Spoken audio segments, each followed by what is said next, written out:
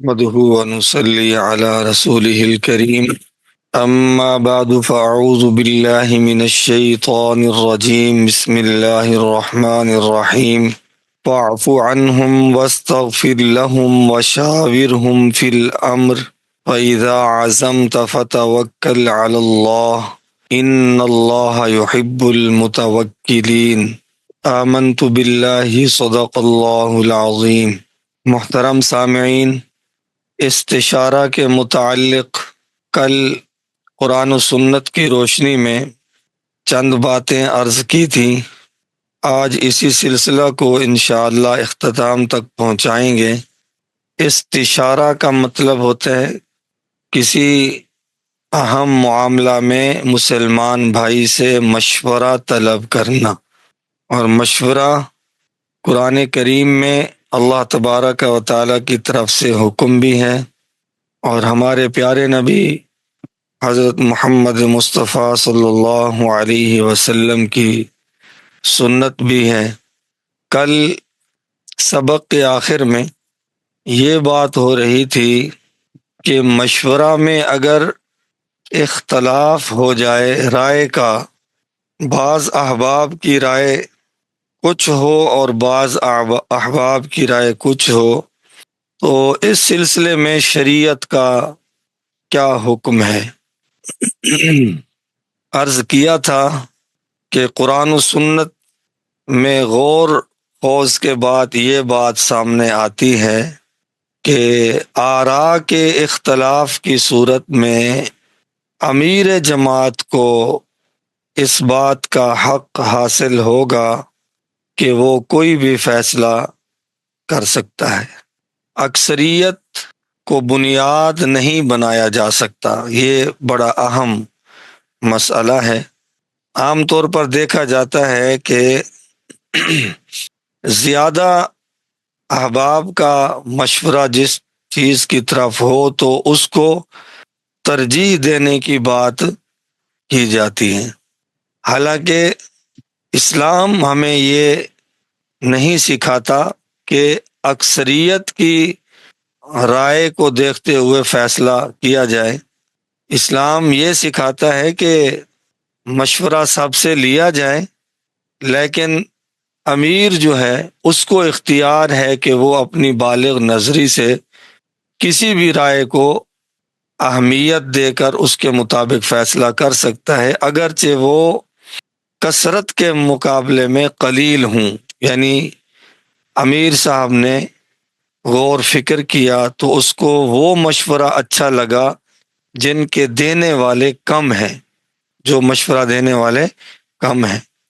شریعت امیر کو اس بات کا پابند نہیں کرتی کہ وہ اکثریت کو مد نظر رکھے۔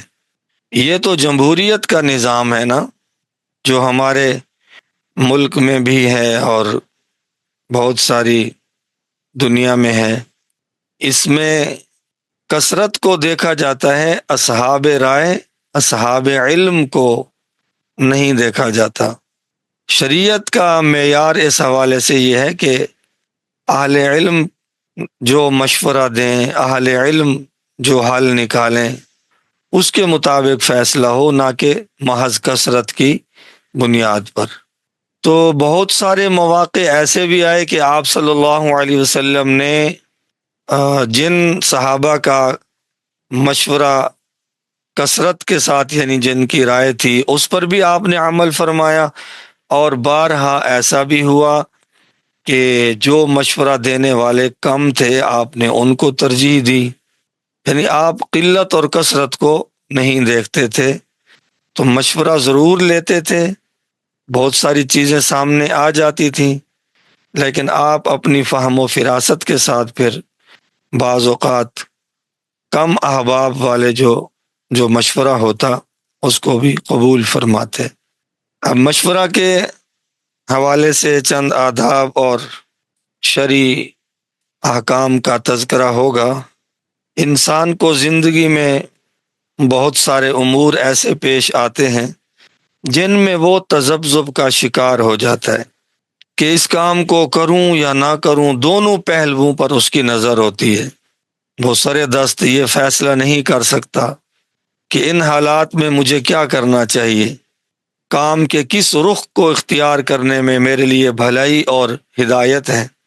تو کشمکش کی اس صورتحال میں شریعت اسلامی اسے ہدایت دیتی ہے کہ وہ اپنی عقل و دانش پر اعتماد کرنے کے بجائے متعلقہ کام کے ماہرین فن، ارباب نظر، احباب سے رائے معلوم کرے، ان سے مشورہ کرے، پھر باہمی غور و فکر کے بعد جس جانب دل مائل ہو اللہ پر اعتماد کرتے ہوئے اسے اختیار کر لے۔ اس میں اللہ تعالیٰ کی رحمت شامل حال ہو جاتی ہے۔ مشورہ کے آداب میں سب سے اہم بات یہ ہے کہ آپ جن سے مشورہ کر رہے ہیں ان کا انتخاب سوچ سمجھ کر کریں، یعنی اہل علم، ذی عقل، ذی تجربہ لوگوں سے مشورہ کریں۔ ایک بزرگ فرما رہے تھے کہ لوگ مجھ سے تجارت کے بارے میں مشورہ کرتے ہیں تو میں ان سے کہتا ہوں کہ بھائی مجھے تجارت نہ کرنی آتی ہے، نہ میں نے کبھی تجارت کی ہے، تو آپ تجارت کے متعلق جو مشورہ کریں گے وہ تو تجار سے کریں گے نا، تاجر احباب سے۔ لوگ چونکہ اس زمانے میں بھی اہل علم سے محبت رکھتے ہیں تو وہ اپنے ان جیسے معاملات میں بھی علماء سے مشورہ لیتے ہیں۔ ہاں، یہ شرعی رہنمائی اور بات ہے اور مشورہ اور بات ہے۔ شرعی رہنمائی کہ یہ کاروبار ہے، کرنا جائز ہے یا نہیں ہے، میرے اس کاروبار کا یہ طریقہ ہوگا، جائز ہے یا نہیں ہے، یہ تو علماء سے پوچھیں، شرعی رہنمائی ان سے لیں۔ لیکن کہ کون سی تجارت کروں، کیسے کروں، یہ علماء کرام کا منصب نہیں ہے، یہ آپ تاجر بھائیوں سے مشورہ کریں گے۔ ایک تو یہ بات نوٹ کرنی ہے کہ جو معاملہ درپیش ہے اس معاملے میں جو احباب تجربہ رکھتے ہیں ان کو تلاش کرنا ہے، ان سے مشورہ لینا ہے۔ اگر آپ نے دوائی لینی ہو، کوئی بیماری وغیرہ کے حوالے سے مشورہ کرنا ہو اور انجینئر کے ہاں چلے جائیں مشورہ کرنے تو وہ آپ کو کہے گا اللہ کے بندے یہ مشورہ تو کسی ڈاکٹر سے، حکیم سے، طبیب سے کریں، اور آپ نے کوئی تعمیر وغیرہ کے حوالے سے مشورہ کرنا ہو اور حکیم صاحب کے پاس پہنچ جائیں تو وہ کیا کہیں گے، بھائی یہ میرا منصب نہیں ہے۔ تو اس حوالے سے سب سے پہلے جو مبتلا بھی بندہ ہے نا، جس نے مشورہ لینا ہے، اس کے ذمہ ہے کہ وہ مشیر کا انتخاب سوچ سمجھ کر کرے۔ پہلی بات کیا پیش نظر رکھنی ہے کہ جس کام کے حوالے سے مشورہ کرنا ہے تو اس کام میں تجربہ رکھنے والے کسی اچھے بندے کا انتخاب کریں۔ نمبر 2 یہ بھی ہے اہم بات کہ جس سے آپ مشورہ کرنا چاہتے ہیں اس کے متعلق یہ بھی تحقیق کر لیں کہ کہیں وہ آپ کا راز فاش نہ کر دے، کیونکہ مشورہ کرنے والا تو اس بندے کو امانت دار سمجھ رہا ہے، اور جناب نبی کریم صلی اللہ علیہ وسلم نے بھی یہی بات ارشاد فرمائی، المستشار مؤتمن، کہ جس سے مشورہ لیا جائے وہ امانت دار ہے۔ تو اس کے 2 معانی علماء نے بیان فرمائے ہیں۔ ایک معنی تو مشہور ہے کہ اس کو چاہیے کہ وہ صحیح مشورہ دے، اس کو چاہیے وہ صحیح مشورہ دے، اس کے نزدیک اور اللہ کے نزدیک، یعنی جو معاملہ صحیح ہو، جس طرح بات صحیح ہو وہی مشورہ دے۔ اور اس کا دوسرا معنی یہ بیان کیا جاتا ہے کہ وہ بندہ ایسا ہو کہ آپ نے اس کو اپنا بندہ سمجھ کر اس سے مشورہ لیا، اب وہ آپ کے راز فاش کر رہا ہے، آپ نے اس کو دل کا حال دے دیا کہ جی مثال کے طور پر اپنی اہلیہ کے بارے میں مشورہ کرنا ہے، آپ نے تو اس سے مشورہ لینے کے لیے، اچھی راہ کھلنے کے لیے مشورہ لیا، اب وہ آپ کے اس راز کو ہر مجلس میں تش تش بام کر رہا ہے۔ تو مشیر یعنی مشورہ دینے والوں کو جناب رسول اللہ صلی اللہ علیہ وسلم کی طرف سے یہ ہدایت ہے، اس بات کا خاص خیال رکھیں۔ ایک بندے نے آپ پر اعتماد کیا، آپ کو اس نے گھر کے اندرونی مسائل بتا دیے، وہ باتیں بتا دیں جو ہر کسی کو بتانے کی نہیں ہوتی، آپ کو مخلص سمجھ کر، لیکن آپ نے یہ اچھا کیا کہ سر بازار اس کو رسوا کر کے رکھ دیا۔ ہر آنے والے کو، ہر جاننے والے کو اس کے متعلق بتا رہے ہیں، جی یہ ایسا ہے، یہ ایسا ہے، اور ان کے گھر کے معاملات ایسے ہیں، ان کی اہلیہ ایسے ہیں۔ تو یہ بالکل مزاج شریعت کے خلاف ہے، اور آخرت میں اس پر پکڑ بھی ہوگی۔ تو کچھ کام تو مشورہ طلب کرنے والے کو کرنے چاہیے، یعنی وہ اچھے بندے کا انتخاب کرے، نااہل کا انتخاب نہ کرے۔ دوسرا، فن کے ماہر سے مشورہ کرے، اہل بندے سے مشورہ کرے، اور پھر کچھ چیزیں ہیں جو شریعت مشیر کے ذمہ لگاتی ہے کہ وہ امانت داری کا خیال کرے، خیانت نہ کرے، اور اگر اس نے آپ کو کوئی راز دیا ہے تو پھر اس راز کو اپنے سینے میں دفن کیا جائے۔ ایک اور اہم بات، دینی معاملات میں علماء سے مشورہ کرنا ہے بھائی۔ دنیاوی معاملات میں دنیا داروں سے مشورے کیجئے، لیکن جب بات دین کی آئے، امور دین کی بات آئے، تو پھر کس سے مشورہ کرنا ہے بھائی؟ علماء سے مشورہ کرنا ہے۔ اگر ہم نبی کریم صلی اللہ علیہ وسلم کی اس سنت کو آج زندہ کر لینا تو یقین کریں بہت سارے ہمارے معاملات صحیح ہو سکتے ہیں۔ آج دنیا والے دنیا کمانے کے چکر میں حلال و حرام کی پرواہ کیے بغیر لگے ہوئے ہیں، اور اس کی خبر 1450 سال پہلے نبی صادق حضرت محمد صلی اللہ علیہ وسلم نے دی تھی کہ قرب قیامت حلال و حرام کی تمیز اٹھ جائے گی، بس لوگوں کو پیسہ بنانے کی فکر ہوگی۔ یقین کریں آج جب سے پھر یہ موبائل آیا ہے، آن لائن کاروبار ہو رہے ہیں، جی یہ آن لائن کاروبار ہو رہے ہیں، آپ اس کا مشورہ دنیا داروں سے کر رہے ہیں کہ میرا وہ کزن پیسے کما رہا ہے، اس سے مشورہ، فلاں بندہ پیسہ کما رہا ہے، اس سے مشورہ، مارکیٹ میں جا رہے ہیں، جی آن لائن کام سیکھنا ہے، پیسے کمانے ہیں۔ اللہ کے بندو، اس کی دو حیثیتیں ہیں۔ نمبر ایک، آن لائن کام سیکھنا، یہ تو دنیا دار بندے کا کام ہوا، یہ دنیا دار بندے کا کام ہوا، لیکن اس کی شرعی حیثیت جاننا یہ کس کا کام ہے؟ اس کا پہلے تو طریقہ کار معلوم کرنا، پھر کسی مفتی صاحب سے، عالم سے مشورہ کرنا کہ حضرت یہ کاروبار ہے تو میں یہ کر سکتا ہوں یا نہیں کر سکتا۔ آپ میں سے جتنے بھائی یہ بات سن رہے ہیں، اللہ کے لیے اس بات کو عام کیجئے، لوگوں کو حرام سے بچائیے۔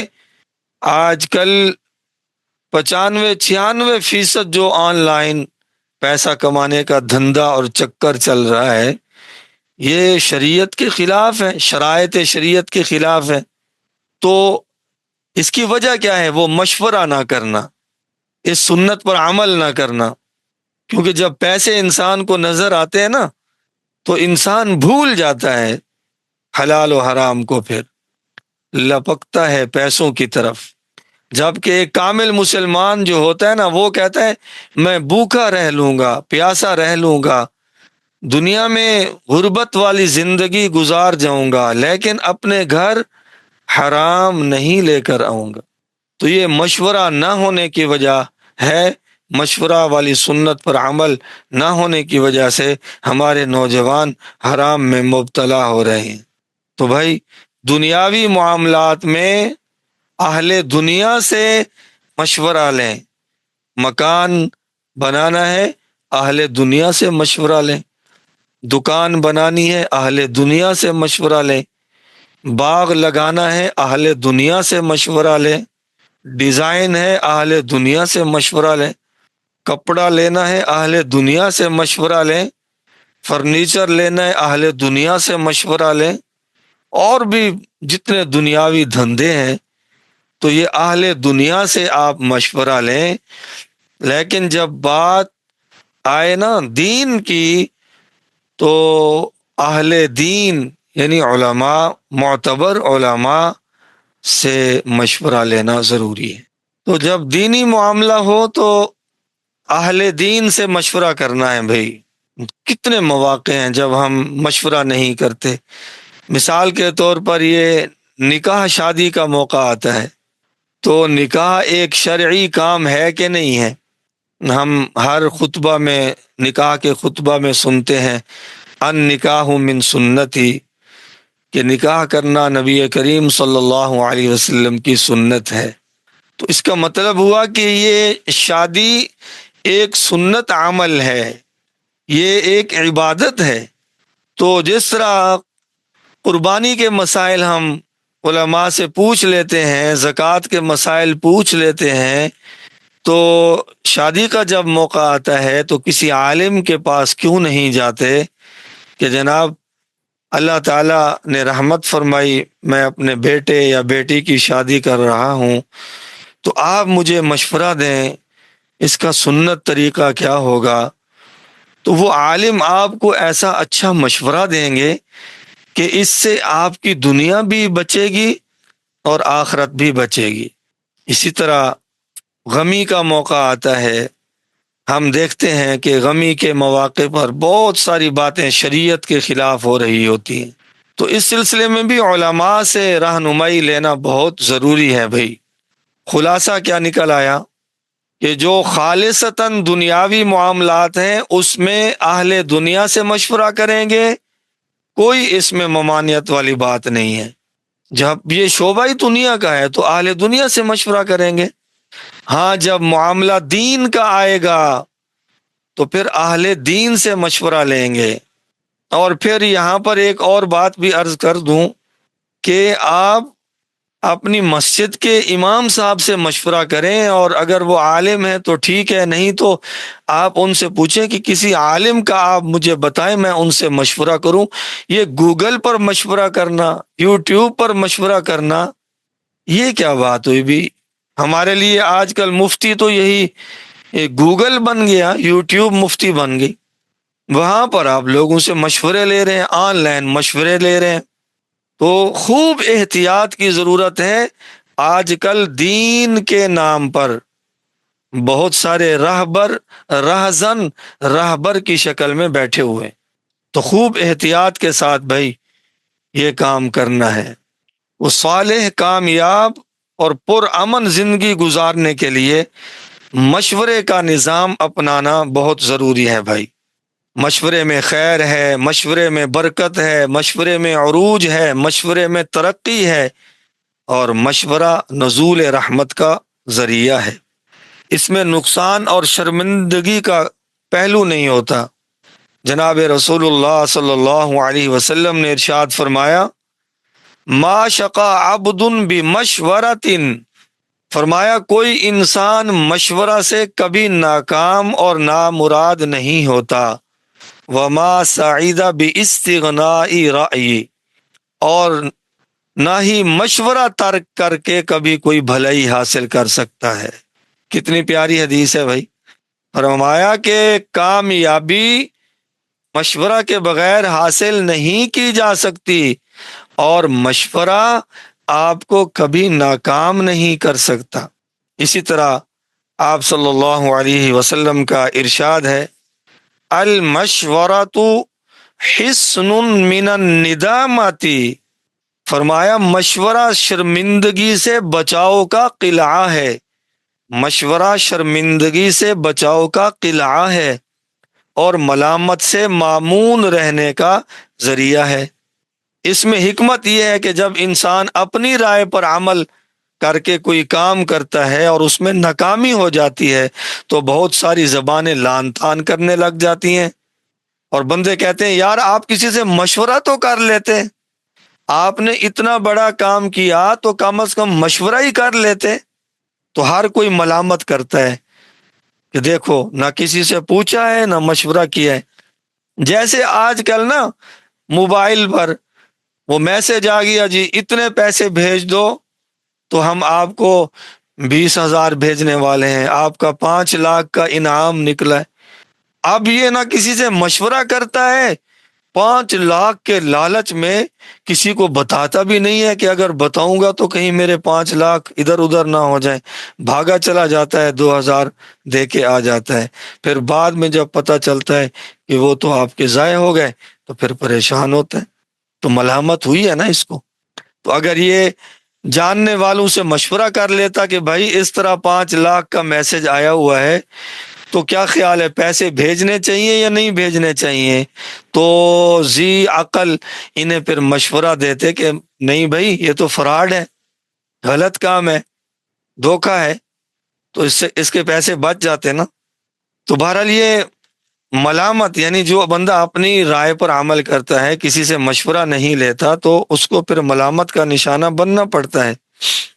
اور اگر اس نے کسی سے مشورہ کر کے کام کیا تھا لیکن اس کے باوجود بھی ناکامی ہو گئی، عام طور پر تو ناکامی نہیں ہوتی، اللہ تعالیٰ کی رحمت شامل حال ہو جاتی ہے، لیکن اس کے باوجود بھی اگر فیصلہ تقدیر کے باموجب ایسا نکل آیا جو بظاہر خیر نہیں تھا، تو اس میں بندہ وہ شرمندگی سے تو بچ جائے گا نا، کیونکہ جب اس کو مشورہ دینے والے بہت سارے احباب تھے تو یقیناً کوئی اس کو ملامت نہیں کرے گا، وہ کہیں گے چلو تقدیر یہی تھی، سب نے مشورہ تو دیا تھا اہل رائے نے۔ تو یہ یعنی مشورہ ندامت سے بچاتا ہے، ملامت سے بھی بچاتا ہے۔ دنیا کے حالات پر جن کی نظر ہے وہ اچھی طرح سے جانتے ہیں کہ دنیا میں جتنے بھی دینی اور ملی ادارے چل رہے ہیں ان میں جن کا نظام مشورہ سے مربوط ہے نا، ان کے تمام امور مستحکم اور پائیدار ہیں بھائی، اور وہ تمام داخلی اور خارجی فتنے فساد سے پاک ہیں۔ جس طرح ہماری ماشاءاللہ یہ تبلیغی جماعت کا نظام ہے، مشورے پر چل رہا ہے بھائی، روزانہ مشورہ ہو رہا ہے، اور پھر مراکز میں مشورہ ہو رہا ہے۔ تو ماشاءاللہ یہ سنت کو انہوں نے زندہ کیا، اللہ تبارک و تعالی نے پوری دنیا میں ان سے کام لیا ہے اپنے دین کا۔ تو یہ مشورہ کی مبارک سنت ماشاءاللہ انہوں نے زندہ کی ہوئی ہے۔ تو جو بھی ادارہ چاہے وہ دینی ہو یا دنیاوی ہو، اگر وہ اپنے معاملات مشورہ کے مطابق چلائے گا، اپنے معاملات میں مشورہ کی سنت زندہ کرے گا، چاہے وہ فرد ہو یا پھر ادارہ ہو یا جماعتیں ہوں یا ملک ہوں یا نظم حکومت ہو، جو بھی نبی کریم صلی اللہ علیہ وسلم کی اس سنت کو زندہ کریں گے تو اللہ تعالی فتنے فساد سے ان کو پاک رکھیں گے۔ لیکن جب کسی ادارے کو یا حکومت کو خاندانی یا وراثتی نظام پر چلایا جاتا ہے کہ پہلے باپ حکمران تھا تو محض اس بنیاد پر بیٹا اس کا اہل قرار پائے، اس کا والد محتمم تھا تو بیٹا ہونے کی بنا پر اس کو محتمم بنا دینا، یہ تو بہت بری بات ہوئی۔ یہ کام تو حضرت ابو بکر صدیق رضی اللہ تعالیٰ عنہ نے بھی نہیں کیا، حضرت عمر نے بھی نہیں کیا، حضرت عثمان نے نہیں کیا، حضرت علی رضی اللہ تعالی عنہ میں سب صحابہ نے نہیں کیا۔ امت کے مقتدر طبقہ اور اہل علم کے سپرد انہوں نے کیا تھا، شورا کے سپرد کیا تھا سارا نظام۔ تو شورائی نظام ہمارے دنیا اور آخرت کی کامیابی کا ذریعہ ہے۔ شورائی نظام جانتے ہیں؟ یعنی جہاں پر تمام امور باہمی مشورے سے طے کیے جائیں، یہ شورائی نظام ہے بھائی۔ اور پھر مشورے میں اہل علم کو آگے کرنا، اس کے مقابلے میں یہ جمہوریت دیکھ لیں، یہ ہمارے ووٹوں کا جو نظام ہے، اس میں اب رائے طلب کی جاتی ہے ہر جاہل سے، پاگل سے، ان پڑھ سے، پڑھے لکھے سے۔ اس میں ایک عالم اور غیر عالم برابر ہوتا ہے بھائی۔ جس طرح ایک جاہل کے ووٹ کی قدر و قیمت ہے، وہی قدر و قیمت ایک عالم، شیخ الحدیث، مفتی اور ایک اللہ والے کے ووٹ کی ہے۔ حالانکہ ہمارا دین تو ان کو برابر قرار نہیں دیتا۔ ایک عالم کی رائے ایک جاہل کی رائے کیا برابر ہو سکتی ہے؟ زمانہ جاہلیت میں حکمرانی کا یہی طریقہ رائج تھا۔ اس وجہ سے وہاں ہر گھر، ہر خاندان، ہر قبیلہ الگ الگ خانوں میں تقسیم ہو چکا تھا۔ فتنہ و فساد کا ایک سیلاب تھا جس پر کوئی بندش نہیں تھی، لوگوں کو کسی گرفت کا احساس نہیں تھا، اس لیے جو شخص جو چاہتا کرتا تھا۔ اور پھر یہیں سے زنا کاری، شراب نوشی، ڈاکہ زنی، قتل و غارت گری جیسے ہزاروں جرائم وجود میں آئے۔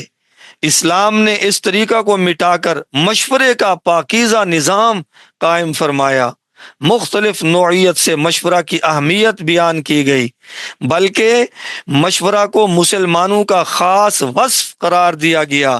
اللہ فرماتے ہیں والذین استجابوا لربہم اقاموا الصلاۃ وامرهم شورى بینہم وَمِمَّا رَزَقْنَاهُمْ يُنْفِقُونَ، کہ ایمان والے وہ ہیں جنہوں نے اپنے رب کے حکم کو مانا، نماز قائم کی، اور ان کے کام باہمی مشورے سے ہوتے ہیں، اور جو ہم نے دیا اسے خرچ کرتے ہیں۔ اس آیت میں مسلمانوں کے جو اوصاف بیان کیے گئے ہیں ان میں ایک وصف باہمی مشورہ بھی ہے، یعنی کسی اہم معاملہ کو آپس کی رائے کے ذریعے سے حل کرتے ہیں، تو یہ کامل اور پختہ مسلمانوں کی علامت ہے۔ اللہ تعالیٰ نے یہاں پر اپنی اطاعت، پھر نماز قائم کرنا، اس کے فوری بعد مشورہ کو بیان فرمایا ہے۔ اس سے آپ اندازہ لگائیں کہ مشورہ کی کتنی اہمیت ہے۔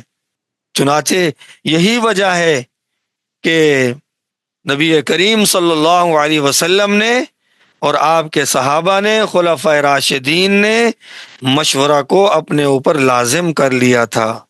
بلکہ آپ صلی اللہ علیہ وسلم کے متعلق فرماتے ہیں کہ ان سے زیادہ مشورہ کرنے والا کسی کو نہیں پایا گیا۔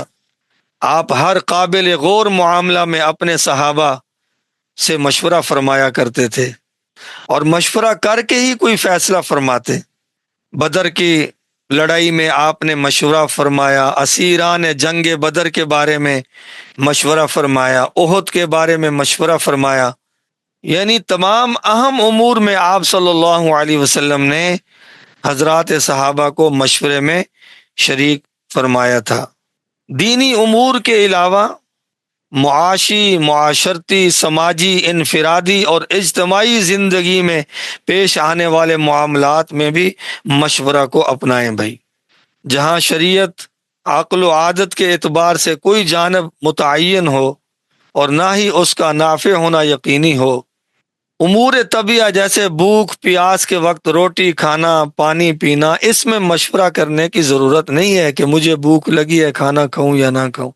لیکن ہمارے بڑے بزرگ فرماتے ہیں کہ کوشش کریں 2 رکعت صلاۃ الحاجت پڑھ کر، بلکہ صلاۃ استخارہ پڑھ کر صبح کا جو آغاز کریں، یا اللہ آج سارے دن کے جو کام ہیں نا، اس میں آپ اپنی رحمت شامل حال فرما دیں۔ تو نبی کریم صلی اللہ علیہ وسلم نے جس طرح صحابہ کرام سے مشورہ لیا تھا، بلکہ اہم امور میں مشورے لیے تھے، تو آپ کی یہ سنت آپ کے خلفاء نے زندہ رکھی۔ حتیٰ کہ جناب حضرت ابو بکر صدیق رضی اللہ تعالی عنہ کے متعلق آتا ہے کہ جب نبی کریم صلی اللہ علیہ وسلم کا انتقال ہوا، دنیا سے تشریف لے گئے، تو فتنہ ارتداد پھوٹ پڑا۔ بہت سارے لوگ جو پہلے منافقین وغیرہ تھے، قبائل، آپ کی وفات کی خبر سنتے ہی وہ سارے مرتد ہو گئے، زکوٰۃ کا انکار کر دیا بھائی، زکوٰۃ کا انکار کر دیا کہ زکوٰۃ ہم حکومت کو نہیں دیں گے بلکہ خود نکال لیا کریں گے۔ تو حضرت ابوبکر صدیق رضی اللہ تعالی عنہ نے مجلس مشاورت طلب فرمائی، تمام بڑے بڑے صحابہ مجلس میں شریک ہوئے، آپ نے رائے پوچھی کہ لوگوں نے زکوٰۃ دینے سے انکار کر دیا ہے تو ان کا کیا کیا جائے۔ حضرت عمر رضی اللہ تعالی عنہ نے مشورہ دیا کہ حضرت یہ ہمارے اوپر بہت بڑا صدمہ ٹوٹ پڑا ہے، آپ صلی اللہ علیہ وسلم دنیا سے انتقال فرما گئے ہیں اور بہت سارے فتنے سر اٹھا رہے ہیں، تو آپ اس دوران میں منکرین زکوٰۃ سے قتال نہ کریں، حکمت کے ساتھ ان کو سمجھاتے رہیں۔ اسی دوران میں وہ سمجھ گئے ٹھیک ہے ہم کچھ مزید ترقی کر لیں گے، حکومت کو استحکام نصیب ہو جائے گا، اس کے باوجود اگر وہ صحیح نہ ہوئے تو ان سے قتال کر لیا جائے گا۔ ہاں بھی حضرت عثمان ان کی رائے یہی، حضرت علی رضی اللہ تعالی عنہ، سب حضرات نے یہ رائے دی کہ فی الحال ان سے قتال نہ کیا جائے۔ حضرت سیدنا صدیق اکبر رضی اللہ تعالی عنہ نے سب کا مشورہ سننے کے بعد فَإِذَا عَزَمْتَ فَتَوَكَّلْ عَلَى اللَّهِ، اس پر عمل کرتے ہوئے، چونکہ امیر پابند نہیں ہے کہ مشورے پر عمل کیا جائے بھائی، امیر کو آپ مشورہ دے سکتے ہیں لیکن امیر پابند نہیں ہے، امیر اپنی خداداد صلاحیت کی بنیاد پر فیصلہ کرنے کا اختیار رکھتا ہے۔ تو حضرت ابوبکر صدیق رضی اللہ تعالی عنہ نے فرمایا آینقص الدین وانا حی، کہ دین میں کمی کی جائے اور میں زندہ ہوں، سن لو جو شخص نبی کریم صلی اللہ علیہ وسلم کے زمانے میں زکوٰۃ دیتے ہوئے جانور بھی دیتا تھا رسی بھی دیتا تھا، اب اگر وہ جانور دے رسی نہ دے تو میں اس کے ساتھ قتال کروں گا۔ آپ نے جہاد کا فیصلہ فرمایا، قتال کا فیصلہ فرمایا۔ چنانچہ جو ہی حضرت ابوبکر صدیق رضی اللہ تعالی عنہ نے یہ بات فرمائی تو حضرت عمر رضی اللہ تعالی عنہ فرمانے لگے اللہ تعالی نے جس چیز کے حوالے سے صدیق اکبر کا شرح صدر فرمایا ہے، اللہ نے میرا بھی شرح صدر فرما دیا ہے۔ تو یوں دیکھیے مجلس مشاورت حضرت ابوبکر صدیق رضی اللہ تعالی عنہ نے بھی اپنے تمام امور خلافت مشورے سے طے کیے تھے۔ ہمارا پورا ڈھانچہ مشورے پر قائم ہے، پوری ہماری اسلامی حکومتیں مشورے کی بنیاد پر ہیں، اسی سے خیریں پھوٹتی ہیں، اسی سے رحمتیں آتی ہیں، اسی سے برکات کا نزول ہوتا ہے۔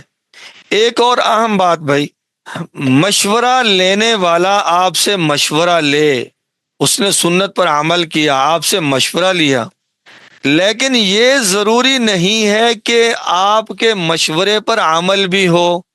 یہ مشورے کے آداب میں سے ایک اہم ادب ہے بھی، یعنی مشورہ لینا تو سنت ہے لیکن اسی مشورے پر عمل بھی ہو تو یہ کوئی ضروری نہیں ہے۔ آپ نے مشورہ دیا، کچھ باتیں اس کے سامنے آ گئیں، مفید باتیں اس کے سامنے آ گئیں، لیکن وہ جس نے آپ سے مشورہ طلب کیا وہ سمجھتا ہے کہ میرے لیے اس پر عمل کرنا میرے کسی مشکل کا سبب بن سکتا ہے، پریشانی کا سبب بن سکتا ہے، تو مجھے اس کے الٹ کرنا چاہیے۔ تو یاد رکھیں کہ آپ مشورہ دے سکتے ہیں لیکن مشورے پر اصرار کا نہیں کہہ سکتے، اور نہ ہی آپ ناراضگی کا اظہار کر سکتے ہیں کہ اچھا جی مشورہ تو لیا تھا لیکن عمل تو کیا نہیں۔ نہیں بھائی، شریعت کی حدود ہیں، آپ کو شریعت نے مشورہ دینے کا اہل بنایا ہے، آپ مشورہ دے دیں، لیکن مشورہ منوانے کا حق آپ کو شریعت نے نہیں دیا۔ اس پر بھی بہت سارے لوگوں میں غلط فہمی پائی جاتی ہے، بدگمانیاں کرتے ہیں کہ جی مشورہ ہم سے لیا تھا اور عمل اپنے ذوق کے مطابق کیا ہے۔ پھر تو نبی کریم صلی اللہ علیہ وسلم پر بھی بات آئے گی کہ انہوں نے صحابہ کرام سے مشورہ لیا لیکن فیصلہ ایسا فرمایا جو اکثریت کے خلاف تھا، تو وہ ناراض ہوتے رہے نبی پاک صلی اللہ علیہ وسلم کے ساتھ کہ آپ نے پھر ہم سے مشورہ کیوں لیا تھا۔ تو یہ بھی شرعی حد بندی ہے، آپ مشورہ دیں لیکن آپ اصرار نہ کریں کہ میرے ہی مشورے پر آپ کیا کریں بھائی، عمل کریں۔ اور یہ جناب نبی کریم صلی اللہ علیہ وسلم کی مبارک زندگی سے یہ چیز ثابت ہے۔ چنانچہ حضرت عائشہ رضی اللہ تعالی عنہ کی ایک باندی تھی، حضرت بریرہ رضی اللہ تعالی عنہ، ان کے شوہر حضرت مغیث رضی اللہ تعالی عنہ تھے، دونوں غلام اور باندی تھے۔ حضرت مغیث غلام تھے اور حضرت بریرہ رضی اللہ تعالی عنہ یہ باندی تھی۔ حضرت عائشہ رضی اللہ تعالی عنہ نے حضرت بریرہ کو آزاد فرما دیا۔ اس زمانے میں غلام اور باندیوں کا رواج تھا نا، تو پہلے یہ آپس میں میاں بیوی تھے، حضرت مغیث اور حضرت بریرہ۔ جب حضرت عائشہ رضی اللہ تعالی عنہ نے انہیں آزاد فرما دیا، یعنی اپنی باندی کو، حضرت بریرہ کو، تو اب ایک اور شرعی مسئلہ ہے کہ جب کسی باندی کو آزاد کیا جائے تو شریعت اس کو اختیار دیتی ہے کہ آپ چاہیں تو اس کے نکاح میں برقرار رہیں، اور اگر آپ چاہیں تو اس غلام کے نکاح کو رد کر دیں۔ جب نبی کریم صلی اللہ علیہ وسلم نے آزادی کے بعد حضرت بریرہ کو یہ شرعی حکم بتایا تو ان کا ذہن یہ بنا کہ میں مغیث کے ساتھ اپنی شادی ازدواجی تعلق قائم نہیں رکھ سکتی اور ان سے مجھے چھٹکارا چاہیے، یعنی وہ ان کو پسند نہیں کرتی تھی، اور حضرت مغیث رضی اللہ تعالیٰ عنہ اس کو بڑا پسند کرتے تھے۔ خود نبی کریم صلی اللہ علیہ وسلم نے اپنے چچا عباس، حضرت عباس رضی اللہ تعالیٰ عنہ سے فرمایا کہ چچا دیکھو، آپ کو حیرت نہیں ہوتی، یہ حضرت مغیث مدینہ کی گلیوں میں روتے رہتے تھے، اور حدیث میں آتا ہے کہ ان کے آنسو ان کی داڑھی پر گرتے رہتے تھے، وہ منت سماجت کرتے تھے، بریرہ میرے نکاح کو رد نہ کرنا، میرے نکاح کو رد نہ کرنا، لیکن وہ اڑی ہوئی تھی۔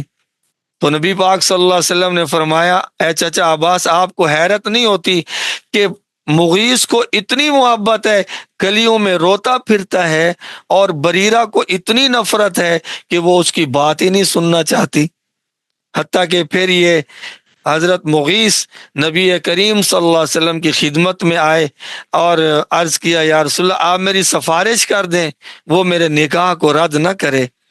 جناب رسول اللہ صلی اللہ علیہ وسلم نے حضرت بریرہ رضی اللہ عنہ کو طلب کیا اور آپ نے سفارش کی، آپ نے فرمایا کہ مغیث کے نکاح کو رد نہ کرو۔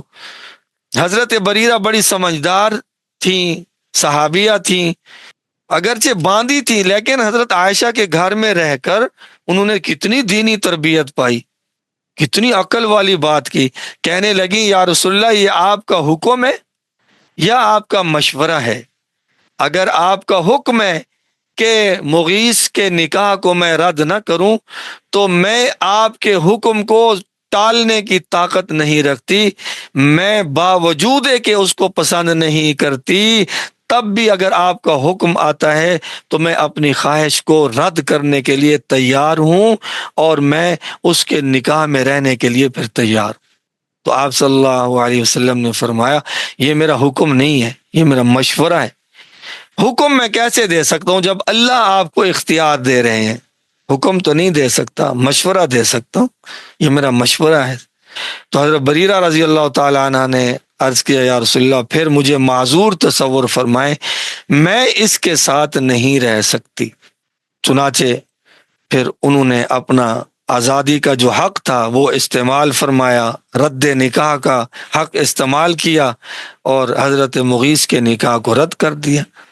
اب کیا خیال ہے، نبی کریم صلی اللہ علیہ وسلم اس سے ناراض ہوں کہ میرا مشورہ آپ نے قبول نہیں کیا؟ نہیں بھائی، آپ صلی اللہ علیہ وسلم اس کے ساتھ ناراض نہیں ہوئے، بلکہ فرمایا اللہ نے اس کو حق دیا ہے تو وہ اس نے اپنا حق استعمال کیا ہے۔ تو بھائی مشورہ دینا ہے، لیکن اس پر اصرار نہیں کرنا کہ میرے مشورے پر عمل بھی کیا جائے۔ خلاصہ کیا ہے کہ مشورہ کے متعلق 2 آیات اللہ تعالیٰ نے قرآن مجید میں نازل فرمائی۔ جناب نبی کریم صلی اللہ علیہ وسلم نے کئی احادیث مشورہ کی اہمیت اور آداب پر بیان فرمائی، اور پھر عملی طور پر آپ صلی اللہ علیہ وسلم نے زندگی بھر مشورے کا عمل زندہ رکھا، اور آپ کے بعد خلفائے راشدین، صحابہ کرام، اتباع تابعین، سلف صالحین نے اس مبارک سنت کو زندہ کیا۔ ان کے مبارک ادوار میں یہ سنت انفرادی طور پر بھی جاری رہی، اجتماعی طور پر بھی جاری رہی، گھروں میں بھی جاری رہی۔ پھر اب موجودہ زمانے میں جس طرح کے اور بہت ساری سنتوں سے اعراض کیا جا رہا ہے، تو الاستشارہ یعنی مشورہ طلب کرنے والی جو سنت ہے، یہ سنت دم توڑ رہی ہے۔ ہمیں چاہیے کہ ہم اس سنت کو زندہ کریں، اپنے تمام معاملات میں ذی رائے احباب سے مشورہ کریں، دنیاوی کام دنیا والوں سے مشورہ کر لیا کریں، اور جو ہمارے دینی کام ہیں اس سلسلے میں علماء سے مشورہ لیں۔ شادی کا موقع ہے، علماء سے مشورہ لیں، غمی کا موقع ہے، علماء سے مشورہ لیں۔ اسی طرح شرعی رہنمائی جو ہے وہ آپ علماء سے لیں، مشورہ کریں ان سے۔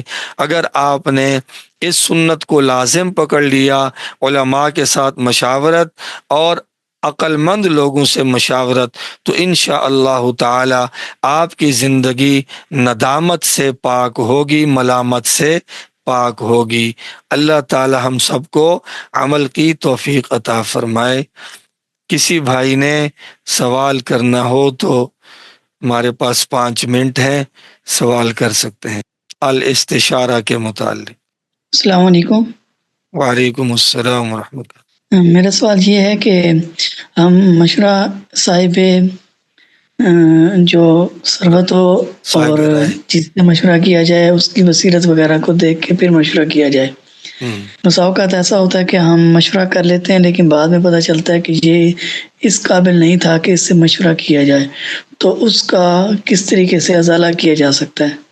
بس اس پر تو پھر اللہ تعالی سے مانگے، یا اللہ میں نے تو سنت پر عمل کیا لیکن وہ بندہ صحیح مجھ سے انتخاب نہ ہو سکا، اس پر پھر استغفار کر لیا جائے۔ اب اس سے ہم لڑنے جھگڑنے تو نہیں جائیں گے، اب اس کا معاملہ اللہ تعالیٰ کے سپرد ہے کہ اس نے مشورہ غلط، ہاں اگر جان بوجھ کر غلط مشورہ دیا ہے تب تو وہ گناہ گار ہوا ہے، لیکن اگر اس نے تو اس میں آپ کے لیے بھلائی سمجھی تھی اور آپ کو مشورہ دیا ہے تو اس میں وہ اللہ کے ہاں انشاءاللہ پھر اس کو پکڑ نہیں ہوگی۔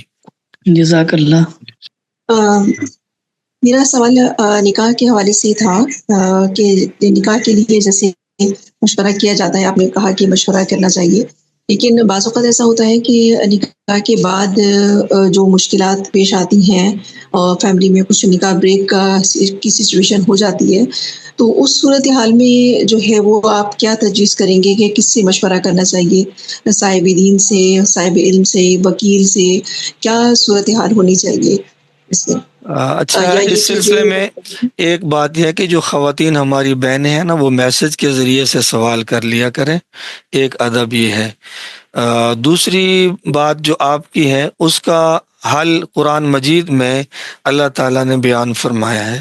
اللہ تعالیٰ فرماتے ہیں کہ یہ جو میاں بیوی کا جھگڑا ہے نا، اس کو اللہ تعالیٰ چاہتے ہیں کہ پہلے تو میاں بیوی کے درمیان ہی رہے بات، یعنی پہلے کوشش یہ کی جائے کہ خواتین کے میاں بیوی کے اندر بات رہے اور وہ دونوں کسی طرح فساد کو ختم کر لیں، اور پھر ہماری شریعت یہ کہتی ہے کہ اس معاملے کو باہر نہیں نکالنا، پھر کوشش کریں کہ اس کو صرف خاندان تک محدود کریں آپ۔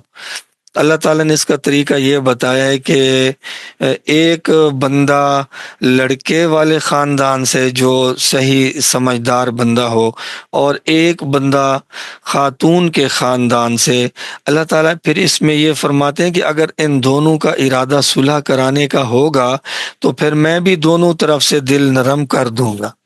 تو اس میں پھر صحیح نیت والے بندے ہونے چاہیے، وہ دو بندے جو ہے نا وہ پھر بیٹھ کر کوئی اچھی طرح سے سنیں دونوں طرف کی باتیں اور اس کا فیصلہ کریں۔ یعنی کوشش یہ کرنی ہے کہ میاں بیوی کا جو جھگڑا ہے وہ باہر زیادہ نہ جائے. لیکن اگر بات شرعی معاملے کی آ جاتی ہے تو پھر اہل علم سے بھی اس حوالے سے مشورہ کیا جا سکتا ہے کہ مجھے میاں کی طرف سے یہ مشکلات ہیں، یا بیوی کہتی ہے شوہر کہے کہ بیوی کی طرف سے یہ مشکلات ہیں، تو اہل علم سے، ظاہر بات ہے یہ علم والوں کا ہی شعبہ ہے، تو کیا جا سکتا ہے مشورہ. جی السلام علیکم.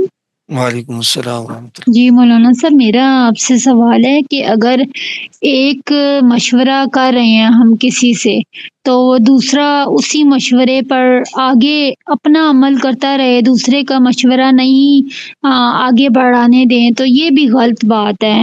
سیکنڈلی یہ ہے کہ اگر ایک مرد کی شادی ہوتی ہے، دوسری عورت بھی آ جاتی ہے، اس کو قانونی طور سے ڈیورس نہیں دی ہوتی، نہ کچھ ہوتا ہے، نہ بچی کا خرچہ ہوتا ہے، تو اس کے بارے میں بتائیں. یہ معاملات تو پہلے سے طے ہونے چاہیے نا، یہ تو اس کی ذمہ داری ہے نا شوہر اب کی. دیکھیں قانونی طور پہ ڈیورس نہیں دے ہوتی، ایک میں صرف بات کر رہی ہوں ہمارے اپنے کی ہے کہ قانونی طور پہ بھی ڈیورس نہیں دی ہوتی، اور دوسری لڑکی بھی آئی ہوتی ہے. نکاح نامے پہ کیا ہوتا ہے، لکھانا پڑتا ہے کہ جو پہلی بیوی ہے وہ ہے، تو اگر قانونی طور پر نہیں چھوڑا ہوتا تو اس کا کیا ہوگا؟ مطلب دوسری بیوی بھی آئی ہو، کافی سال گزر جائے ہو، وہ ڈیورس نہیں ہوتی یا ہو جاتی ہے؟ کیونکہ میں صرف آپ سے پوچھنا چاہ رہی تھی کہ یہ دوسری بیوی ہو، نکاح نامے پہ لکھوا لو، پہلی بیوی بھی ہو، دوسری بیوی بھی ہو، تو یہ کیا چیز ہوتی ہے؟ طلاق کے بارے میں پوچھ رہے ہیں؟ طلاق تو جب دے گا تبھی ہوگی. نہیں، یہ نہیں دی نا، نہیں دینا، میں کہہ رہی ہوں کہ قانونی طور پہ نہیں ہوئی ہوتی، تو اس بارے میں تھوڑا بتائیے وضاحت سے کہ قرآن میں اس کا کیا ذکر ہے. قانونی طور پہ بھی نہ ہوئی ہو، دوسری بیوی بھی آ گئی ہو، اور کیا قرآن تو یہ نکاح کہتا ہے نامے نا پہ، دونوں کے حقوق ادا کرے، لازم ہے اس کے اوپر. تو وہ اگر اس کے ساتھ نہ رہے بندہ اگر تو وہ پھر حقوق ادا نہیں کرتا تو وہ مجرم ہے اللہ کے نزدیک.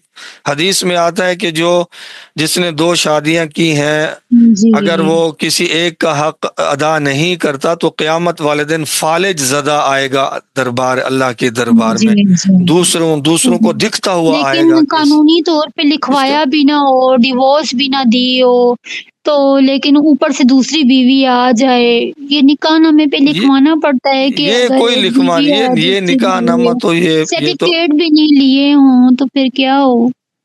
مولانا اس جی آپ یہ بتائیے. اس کا کچھ اعتبار نہیں ہے. یہ تو آج کل قانونی یہ چیزیں نکلی ہیں، اصل میں تو شرعی نکاح ہوتا ہے. یہ لکھوانا یہ یہ تو آپ آج صحیح کی کہہ رہے ایجاد ہیں. ہے نا، یہ آج کی ایجاد ہے. اللہ تعالی ہم سب کو تو عمل وہ کی ڈیورس تو نہیں ہوتی نا، جب تک قانون جب کی تک طرف سے کارروائی نہ ہو تو پھر ڈیورس تو نہیں ہوتی نا. نہیں، تو جب پھر تک یہ کیا، یہ دوسری بیوی بھی آج نکاح نامے پہ لکھوانا پڑتا ہے کہ پہلی بیوی بھی ہے، دوسری بیوی بھی ہو، تو یہ چیز آ رہی ہے نا نہیں. کچھ. اگر نکاح کے موقع پر کوئی شرط میاں نے قبول کی ہے تو اس کی وضاحت کی جائے، پھر اس کے مطابق مولانا جواب جی ہوگا. وہ دوسری بیوی کی چکر چلاؤ، مطلب دوسری بیوی آئی ہوئی ہے اور ساتھ پہلی کو ڈیورس بھی نہ دے، یہ چیز بہت بری ہے.